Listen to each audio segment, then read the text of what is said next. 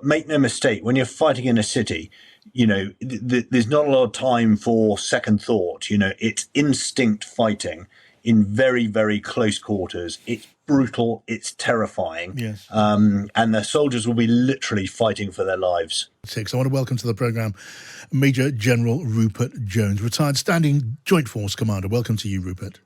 John, good evening. Rupert, we're waiting for the onset of the ground invasion of Gaza. I've read a little. You will know infinitely more. Urban warfare. It's going to be a bloody and lengthy business, isn't it? Yeah, I mean, there's no easy way around that. We can see that already in the preparatory phases. It really is.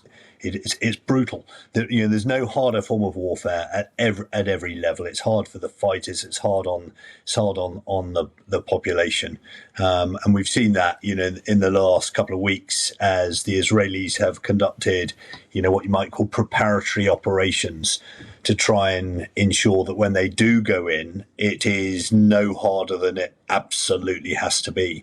But no, there's no easy answers when you're fighting in cities. And what about these tunnels, Rupert? I mean, we now anticipate they'll be fighting in tunnels. Hamas have excavated miles of tunnels beneath the surface in the Gaza territory. What might that be like? I can imagine a need for special training and all sorts of particular hazards.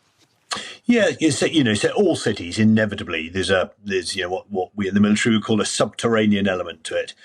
So there's cellars, there's sewers, there's always underground elements.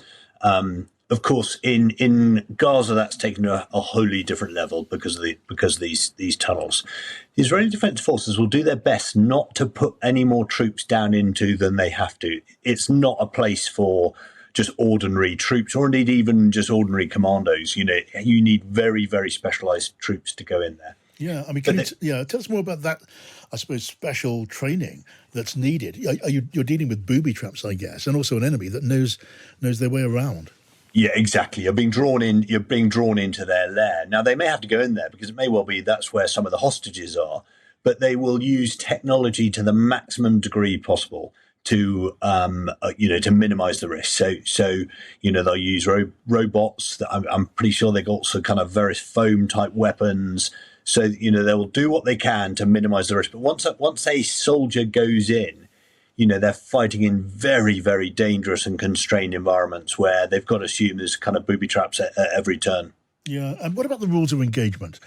Rupert, I was talking recently to an American former military commander, and who also happened to be a lawyer, and he was saying that he felt when the Israeli troops go in and they're fighting in the streets, they won't wait to be fired at, which is what British troops had to do in Afghanistan, for example.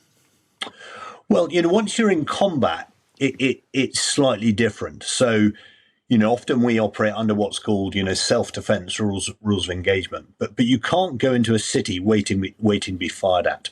You will look to identify your enemy, but as soon as you identify your enemy, they will fire. There's no doubt about it. Now, what the Israelis will do, and they make great pains to tell us that they do, is to make sure that their response is always proportionate to what has happened to them.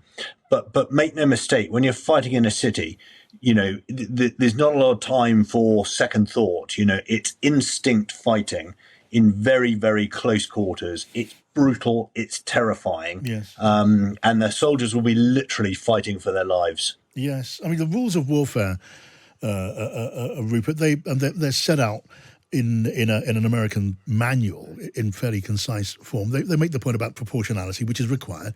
You can't inflict disproportionate harm, although that does not mean you cannot take action that results in the death of civilians, because that's going to happen. There's also a requirement for distinction between military and non-military targets, except in Hamas, well, the enemy can and will be dressed as civilian Palestinians, or switch into that kind of dress and melt into the background. That's a massive challenge.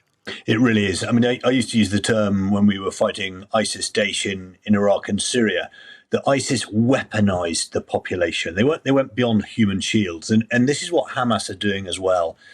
With the greatest respect to the Palestinian population, Hamas have no regard for the safety of the ordinary Palestinian. They see them as expendable as far as I can see. And so what that means is they fight from ordinary Palestinians' homes, from the hospitals, from the schools, from the mosques, all those buildings that we, differentiate as not being combatant targets.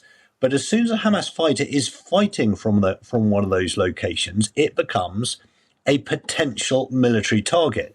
Now, if it's a school, for sake of argument, you have to be very, very careful then to decide, is it just now a military target, or are there also children there?